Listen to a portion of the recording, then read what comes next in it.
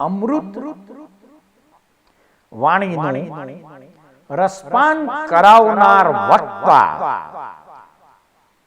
પરમ પૂજ્ય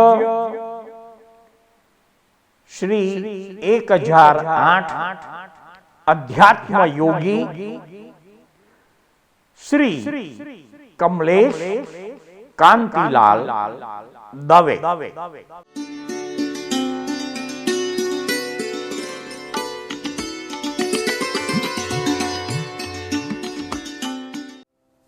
વર્તમાન અવસર્પિણી કાળમાં જંબુ દ્વીપના ભરત ક્ષેત્રના ભારત દેશમાં જન્મેલા 13મા તીર્થંકર પરમાત્મા શ્રી વિમલનાથને કાંપિલ્યપુર નગરના સહસામ્ર વનમાં છઠના તપ સમયે જાંબુના વૃક્ષ નીચે મારવાડી તથા ગુજરાતી તિથિ પ્રમાણે મહાસુદ બીજના દિવસે કેવળ જ્ઞાન પ્રગટ થયું હતું. સૃષ્ટિના કુદરતી રચનાના કાળક્રમે કરીને તીર્થંકર પરમાત્માને કેવળ જ્ઞાન થાય ત્યારે સહજ રીતે જ તમામ દેવોના ઇન્દ્રોના આસન કંપાયમાન થાય છે. ઇન્દ્રો અવધિ જ્ઞાનથી તીર્થંકર પરમાત્માને કેવળ જ્ઞાન ઉપજ્યું છે તે જાણીને સંવત્સરણની રચના માટે ઉત્સુક બને છે અને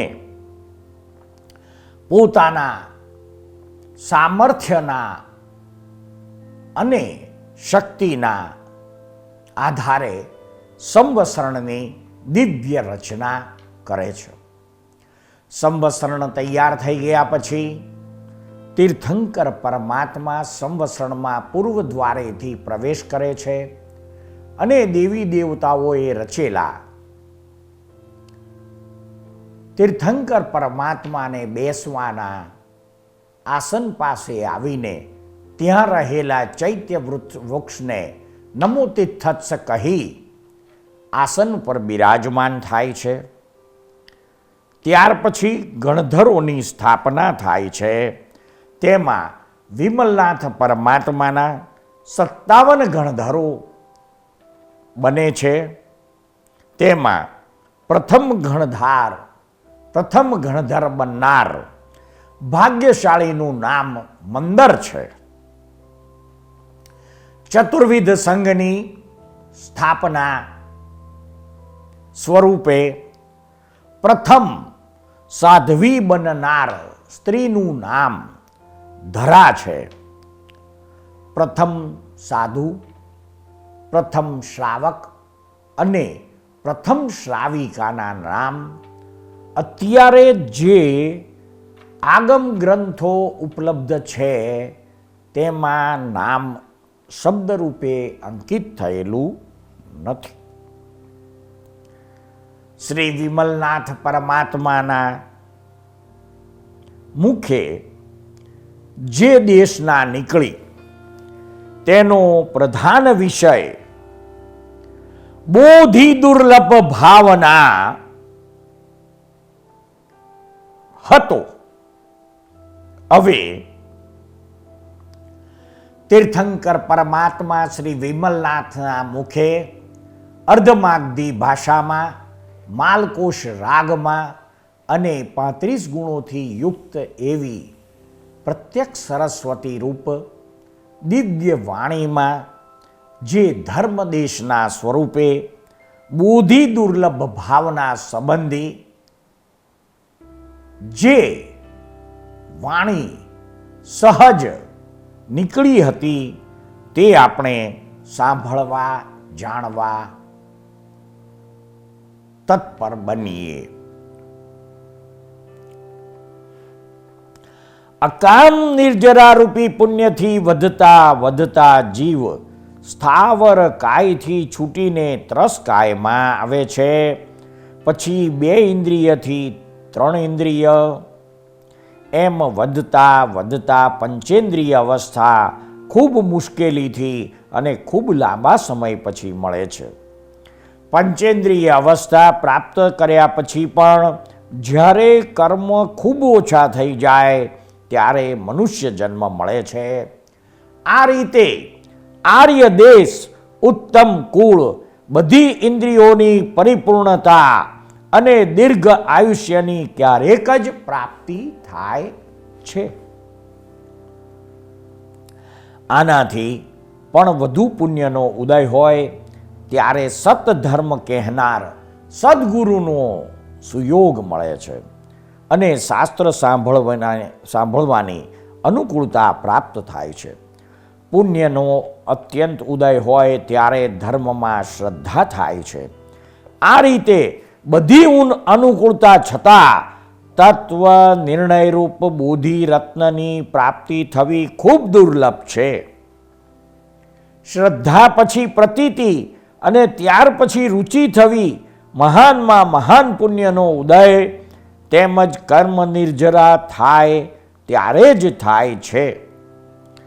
બોધિ રત્નની પ્રાપ્તિ જેટલી દુર્લભ છે તેટલી રાજ્ય સત્તા અને ચક્રવર્તીપણાની પ્રાપ્તિ થવી પણ દુર્લભ નથી.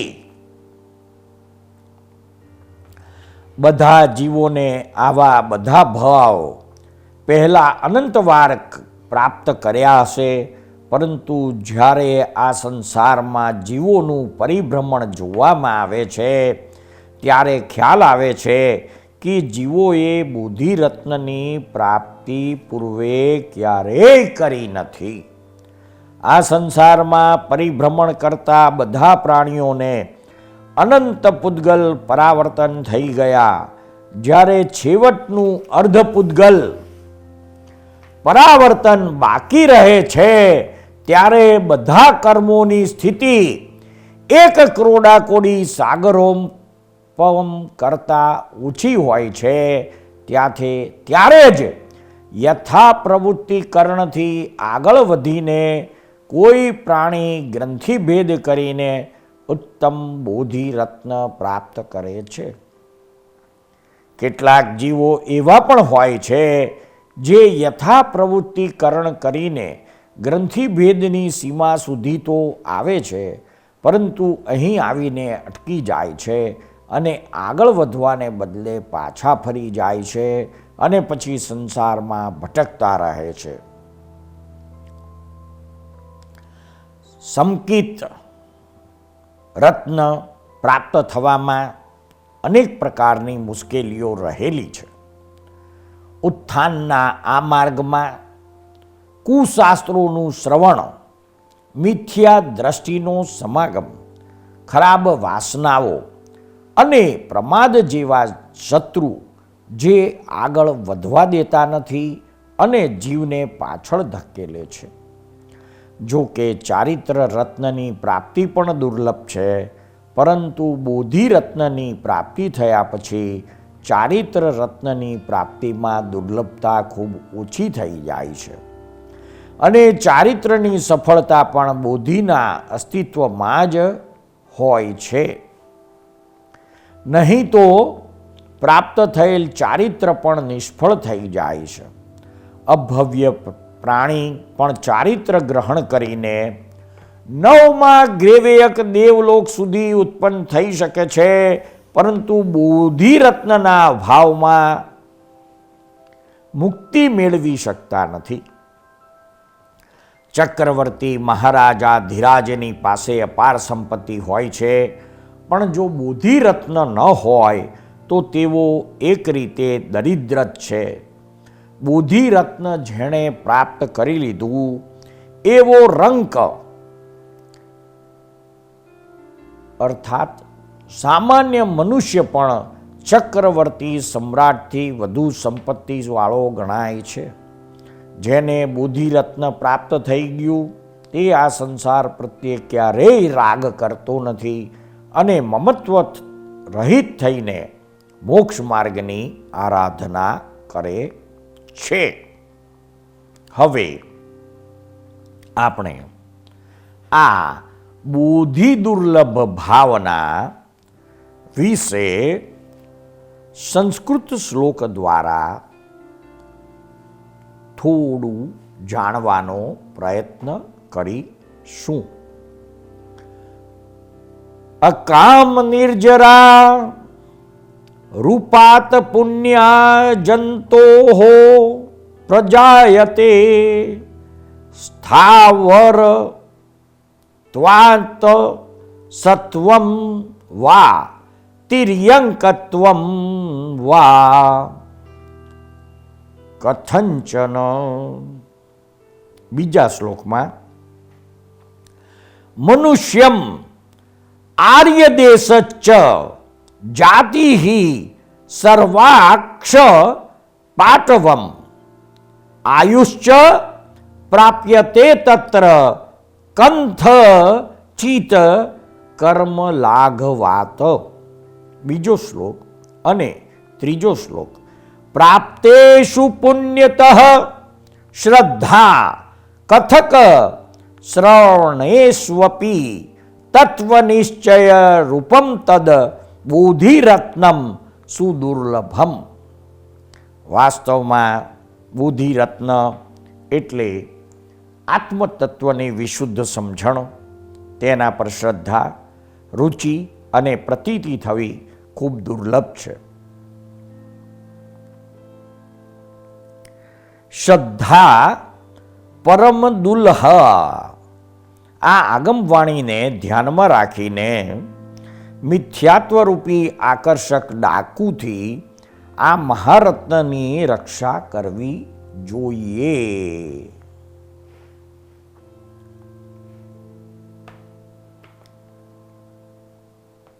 અહીં શ્રી વિમલનાથ પરમાત્માની બુદ્ધિ દુર્લભ ભાવના રૂપી દેશના સમાપ્ત થાય છે. વિમલનાથ પરમાત્મા ના મુખે કેવળ જ્ઞાન પછીની પ્રથમ દેશનામાં બુદ્ધિ દુર્લભ ભાવના સંબંધી વાણી નીકળી. હવે આ બુદ્ધિ દુર્લભ ભાવના એને આપણે લોકભોગ્ય ભાષામાં સમજીએ, બીજા અર્થમાં કહીએ તો એને સમકિત કહેવાય છે. બુદ્ધિ દુર્લભ ભાવના એટલે કે સમકિત, તે અતિ દુર્લભ છે. હવે આ સમકિત શું છે તે આપણે સમજીએ. આત્મામાં આત્મબુદ્ધિ થવી તેનું નામ સમકિત. સમકિત એટલે અવિરોધાભાસ. સમકિત એટલે સમ્યક દર્શન. સ્વભાવને પામવું એનું જ નામ સમકિત. સમકિત એટલે સવળી દ્રષ્ટિ. આત્મામાં જ સુખ માનવું તેનું નામ સમકિત. સમકિત એ જ્ઞાન નથી પણ સમજણ છે. વસ્તુને જેમ છે તેમ યથાર્થ સ્વરૂપે જોવી તેનું નામ સમકિત. આત્મા અકર્તા છે એનું ભાન થાય ત્યારે સમકિત થયું કહેવાય. પોતાનો સ્વભાવ કેવો છે તે જાણવું, તેની પ્રતીતિ કરવી એનું નામ સમકિત. પોતાની ભૂલ પોતાને દેખાય તેનું નામ સમકિત. સમકિત એટલે આત્માની ઓળખ થવી તે. સમકિત એનું નામ કહેવાય કે ગમે તે સ્થિતિ હોય પણ તે વ્યક્તિ સવળો જ ચાલે. નિજ દોષ દ્રષ્ટિ એટલે સમકિત. સવળીએ ચઢેલો હોય, હંમેશા પોતાના જ દોષ જુએ, આત્માના હેતુ માટે જગતને ભૂલી જાય, તેને સમકિત કહ્યું છે. સંસારમાં રહીએ છતાં સંસાર અડે નહીં એનું નામ સંકિત. આપણે કોણ છીએ મૂળ સ્વરૂપમાં એ શ્રદ્ધા બેસે તેને સંકિત કહેવાય. જે વૃત્તિઓ બહાર ભટકતી હતી તે વૃત્તિઓ જ્યારે નિજ ઘરમાં રહે તેને પરમ અર્થમાં સંકિત કહ્યું છે. સંકિત એટલે જેમ છે તેમ યથાર્થ દર્શન. સંકિત એટલે સવળું. લોક ઊંધું નાખી આપે તો પણ આપણે સવળું કરી આપીએ.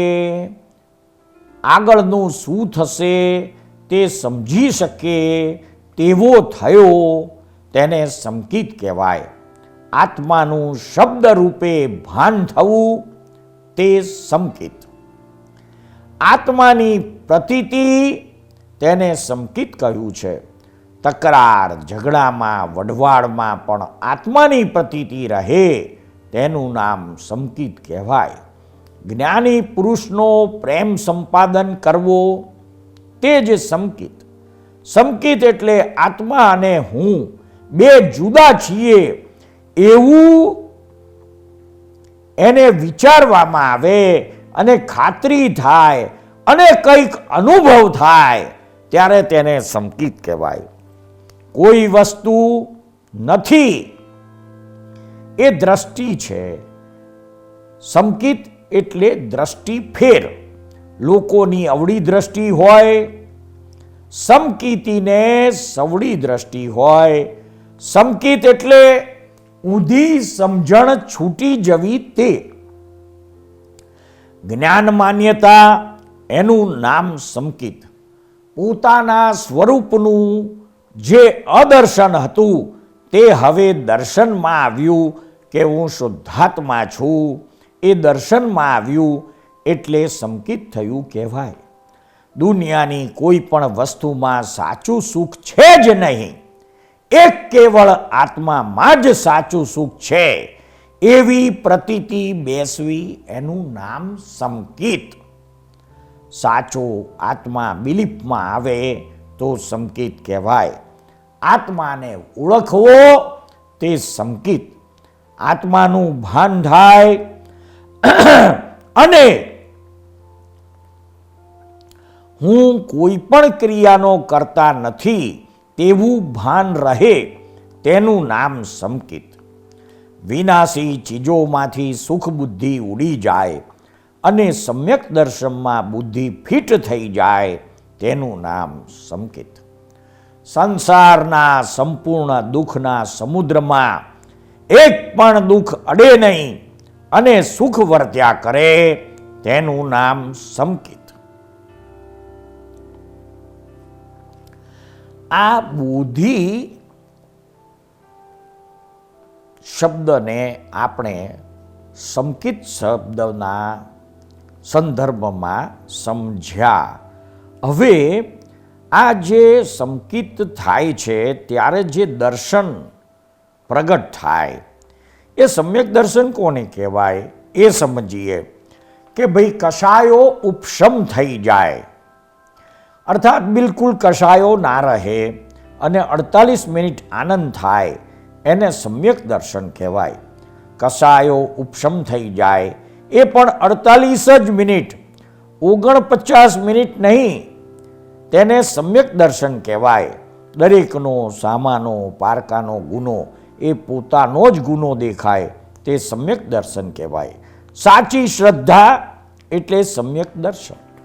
આત્માનો અનુભવ થયો એવી આત્મભૂતિને વિતરાગદેવ સમ્યક દર્શન કહે છે. જેને આત્માનું સ્વસંવેદન છે અને વિતરાગદેવ સમ્યક દર્શન કહે છે. તત્વ ઉપર જે શ્રદ્ધા છે તેને સમ્યક દર્શન કહેવાય છે. હવે આ સંકિત આપણને આ બોધ આ જે દુર્લભ વસ્તુ છે એ સંકિત આપણને પ્રાપ્ત ક્યારે થાય અને એના માટે શું કરવું જોઈએ એ આપણે સમજીએ. તો કે ભાઈ તીર્થંકર પરમાત્માએ 3 રીતો બતાવી કે મનને ગાંઠો કહી છે, મનને પરાયું કહ્યું છે, મનને વશ કરવા તૈયાર થશો તો મન પણ સામે તૈયાર થઈને આવશે. એટલે આપણે ગાંઠોનું બનેલું છે એવું કહ્યું એટલે પછી કશું જ રહ્યું નહીં. બીજો ઉપાય, ભોગવે તેની ભૂલ. આ જગતમાં જે કંઈ પણ ભોગવવું પડે છે અને જેને ભોગવવું પડે છે તેની પોતાની જ ભૂલ છે. આ વસ્તુ સમજાય તો સંકિત થાય. ત્રીજી વસ્તુ, ત્રીજો ઉપાય અથવા ત્રીજી ચાવી, ઘર્ષણમાં આવવું જ નથી. એવું જો મનુષ્યની શ્રદ્ધામાં બેસી જાય અને ક્યારેય કોઈના ઘર્ષણમાં જે આવતો નથી અથવા ઘર્ષણ થઈ ગયું તો પ્રતિક્રમણ કરીને ધોઈ નાખે છે, આ જીવ અવશ્ય સંકિતને પામે છે. આ સંકિત અથવા બોધ આપણને કેમ પ્રાપ્ત થતું નથી? તો કે મતભેદને લીધે સંકિત અટકેલું છે. મતભેદ મટે તો સંકિત થાય. હવે સંકિત થાય ક્યારે? મિથ્યાત્વ મોહની એટલે કે સંસારી ચીજો ઉપરનો મોહ અને મિશ્ર મોહિની એટલે ચેતન જીવતા મનુષ્ય ઉપરનો મોહ. આ બે પ્રકારના મોહનો નાશ થાય ત્યારે સંકિત થાય. મતભેદ મટે તો સંકિત થાય. ભગવાને વિષયોને મોહ નથી કહ્યો, મતને મોહ કહ્યો છે. આત્મા અકર્તા છે એવું ભાન થાય ત્યારે સંકિત થયું કહેવાય. પોતાના દોષ દેખાય ત્યારથી સંકિત થયું કહેવાય. વિષયમાં સુખ બુદ્ધિ ટળે એટલે કે દર્શન મોહ ટળે તો સંકિત પ્રાપ્ત થાય છે. વિષય અને કશાયથી રહિત ભૂમિકા હોય તો સંકિત થાય. ભગવાન કહે છે કે સંકિતી એ ભગવાનના પ્રતિનિધિ કહેવાય. સર્વ સત્તાધીશને ઓળખીને બધાની વ્યવહાર સત્તાને માન્ય કરે તે સંકિતી કહેવાય.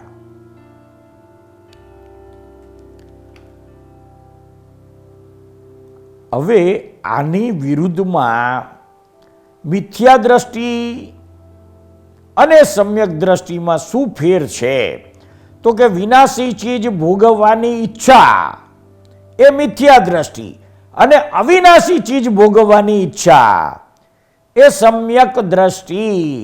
જ્યાં દુઃખનો છાંટોય ના હોય એ સમ્યક દ્રષ્ટિ. આત્માને હું બે જુદા જ છીએ એવું જેને વિચારણામાં આવે અને ખાતરી થાય તથા કંઈક અનુભવ થાય એને સમ્યક દ્રષ્ટિ કહેવાય. વ્યવહાર સંકિત એટલે શું? પરમાર્થ સંકિત એટલે શું? અવગાઢ સંકિત એટલે શું? અને સંકિતના કેટલા પ્રકારો છે તે બાબતે આપણે વિગતવાર જાણીએ. વ્યવહાર સંકિત એટલે વિતરાગ એકલા જ મોક્ષે લઈ જનાર છે એવું નક્કી થઈ ગયું, એવી શ્રદ્ધા બેઠી, એનું નામ વ્યવહાર સંકિત. સતદેવ, સતધર્મ અને સતગુરુ મોક્ષે લઈ જશે એટલી સમજણ પડી એ વ્યવહાર સંકિત કહેવાય. વ્યવહાર સંકિત એટલે નામનું સંકિત, ગુણ એકેય નહીં. જેમ નામ લક્ષ્મીચંદ હોય પણ પાસે 2 રૂપિયા પણ ના હોય તેના જેવું. પરમાર્થ સંકિત કોને કહેવાય? જ્ઞાની પુરુષ જ્યારે જ્ઞાન આપે છે તે વખતે સીધી જ અનુભૂતિ થાય છે, તેને પરમાર્થ સંકિત કહેવાય છે. અવગાઢ સંકિત એટલે શું? કે સ્થાનને વળગી રહે અને કોઈ પણ સંજોગોમાં સ્થાન ન છોડે તે અવગાઢ સંકિત કહેવાય છે. આ સંકિત કેટલા પ્રકારનું છે? સંકિતના મુખ્ય 5 પ્રકાર છે. દર્શન ગુણથી બીજા 3 પ્રકાર માનવામાં આવે છે. આત્મામાં રુચિ તે સંકિત છે. આત્મપ્રદેશ સાથે ઓતપ્રોત થઈને રહેલા મિથ્યાત્વ મોહનીયના પૂતગલોનો ક્ષય થવાથી આત્માના સર્વ પ્રદેશો જે સ્વચ્છતા અને સ્વસ્થતા પામે છે તે જ સંકિત છે. સંકિત સામાન્ય રીતે 2 પ્રકારે પ્રાપ્ત થાય છે. એક સ્વાભાવિક રીતે અને એક ગુરુના ઉપદેશથી. સંકિતના મુખ્ય 5 પ્રકાર છે. સાસ્વાદન, વેદક, ઔપશમિક એટલે કે ઉપશમ, ક્ષયોપક્ષમિક અને ક્ષહિક.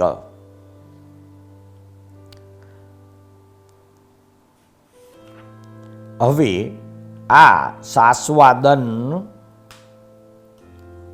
સંકિત કોને કહેવાય? તો કે ભાઈ ઉપશમ સંકિતથી પડીને મિથ્યાત્વની તરફ જતા મધ્યની પતનમુખી અવસ્થા જ્યાં સુધી મિથ્યાત્વને ના પામ્યો હોય તે સમયના જીવના પરિણામને સાસ્વાદન સંકિત કહેવાય છે. ઉત્કૃષ્ટથી 6 આવલી પર્યંત અને જગન્યથી એક સમયે સંકિતના પરિણામ રહે તે સાસ્વાદન સંકિત છે. સાસ્વાદન સંકિત એટલે વમી ગયેલું સંકિત. હવે વેદક સંકિત કોને કહેવાય? બીજો પ્રકાર. ક્ષપક ભાવને પ્રાપ્ત થયેલાને વેદક સંકિત કહે છે. ક્ષયોપશમ સંકિતને વેદક સંકિત પણ કહે છે. પરંતુ ક્ષયોપશમમાંથી ક્ષહિક સંકિત થવાના સંધિના વખતનું જે સંકિત છે તે ખરેખર રીતે વેદક સંકિત કહેવાય છે. હવે ઉપશમ સંકિત કોને કહેવાય? મિથ્યાત્વના ટુકડા થાય, તૂટી જાય તો સંકિત એક બાજુ દેખાય, અંશ સંકિત થાય, જેને ઉપશમ સંકિત કહે છે. મિથ્યાત્વની ગ્રંથિનો એવો કાળ આવે, એવા સંજોગો ભેગા થાય ત્યારે 3 ટુકડા થઈ જાય છે. મિથ્યાત્વ મોહ, મિશ્ર મોહ અને સમ્યક્ત્વ મોહ. આમાં મિથ્યાત્વ મોહ અને મિશ્ર મોહ જ્યારે જાય ત્યારે ઉપશમ સંકિત થાય. સમ્યક્ત્વ મોહ રહે તેને ઉપશમ સંકિત થાય. આખી જિંદગીમાં 1 કલાક માટે થાય તે પછી ક્યારેય દેખાય નહીં તે ઉપશમ સંકિત. 1 કલાક ચંચળતા તૂટી જાય, બધી પ્રકૃતિ શાંત રહે તેને ઉપશમ સંકિત કહે છે. આ પ્રકારનું સંકિત આખા સંસાર પરિભ્રમણમાં વધારેમાં વધારે 5 વખત અનુભવમાં આવે છે. અનંતાનુબંધી ક્રોધ, માન, માયા, લોભ, મિથ્યાત્વ, સમ્યક મિથ્યાત્વ અને સમ્યક પ્રકૃતિ, આ 7 પ્રકૃતિઓનો ઉપશમ થવાથી જે સમ્યક્ત્વ પ્રાપ્ત થાય છે તેને ઉપશમ સંકિત કહેવાય છે. હવે ચોથો પ્રકાર ક્ષયોપશમ સંકિત કોને કહેવાય? તો કે અમુક પ્રકૃતિ ક્ષય પામેલી હોય અને બીજી ઉપશમી ગઈ હોય એ ક્ષયોપશમ સંકિત કહેવાય. આ સંકિતમાં તો પ્રકૃતિ દબાઈ ગઈ હોય તે ફરી પાછી ઊભી થાય.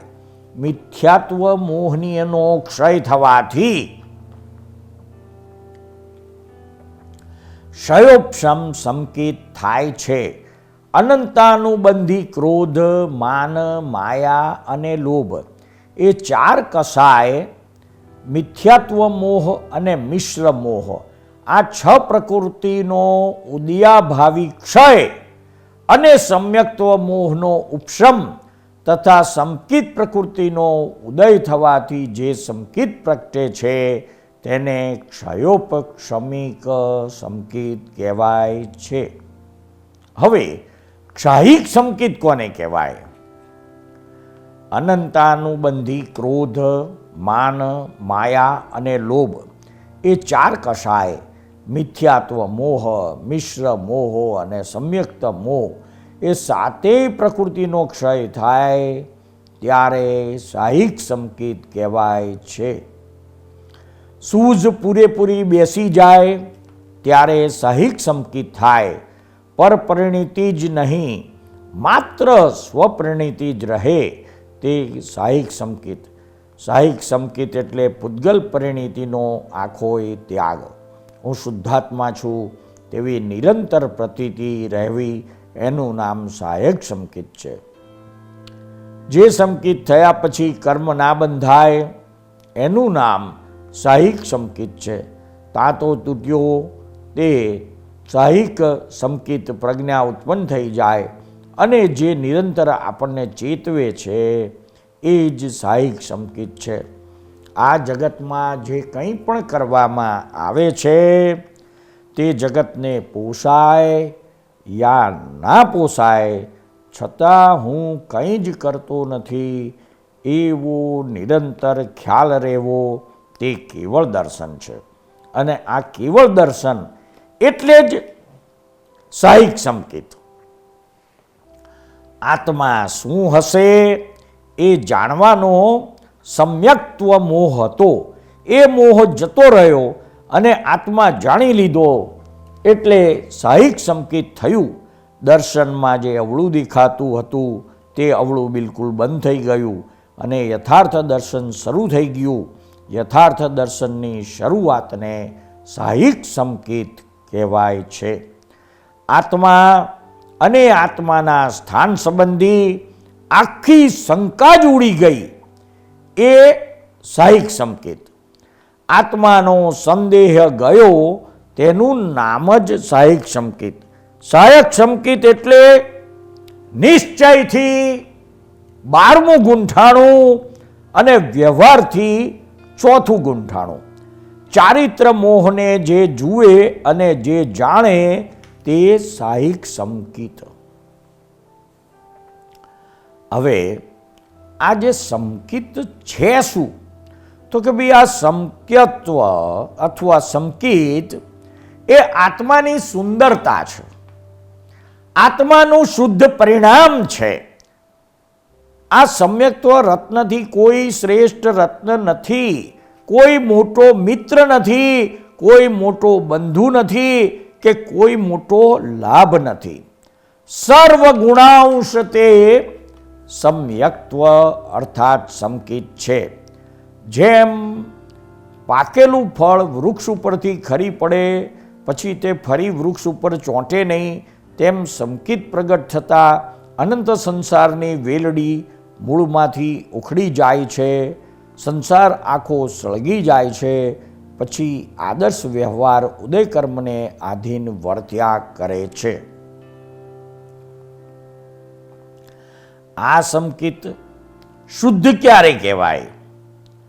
તો કે ભાઈ સંકેતના 5 લક્ષણો, 6 જયણા, 6 આગારો, 6 ભાવનાઓ, 6 સ્થાનો, 5 આભૂષણો, 4 સદહણા, 3 લિંગ, 10 પ્રકારનો વિનય, 3 પ્રકારની શુદ્ધિ, 5 પ્રકારના દૂષણોનો ત્યાગ, 8 પ્રભાવકો, એમ 67 ભેદોથી યુક્ત હોય તે સંકેત શુદ્ધ કહેવાય.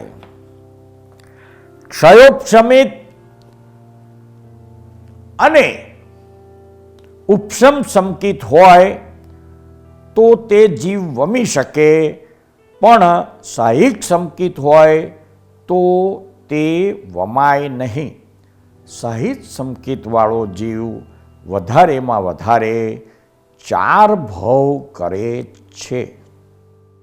સૃષ્ટિના અદ્ભુત રહસ્યો નામાભિધાનથી અલંકૃત થયેલી સિરિયલના એપિસોડમાં રજૂ થયેલી વાણીને શાંતિથી ધીરજપૂર્વક સાંભળનાર પ્રત્યેક શ્રોતાનો તથા આ સિરિયલ નિહાળનાર પ્રત્યેક દર્શકોનો અમો સાચા અંતસ્કરણપૂર્વક આભાર માનીએ છીએ. જય સચ્ચિદાનંદ.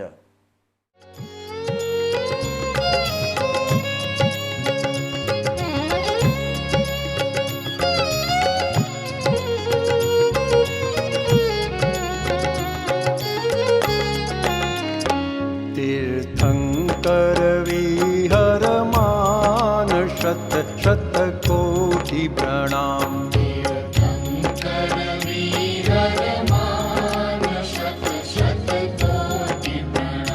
जय कुल्ला केवल ज्ञान.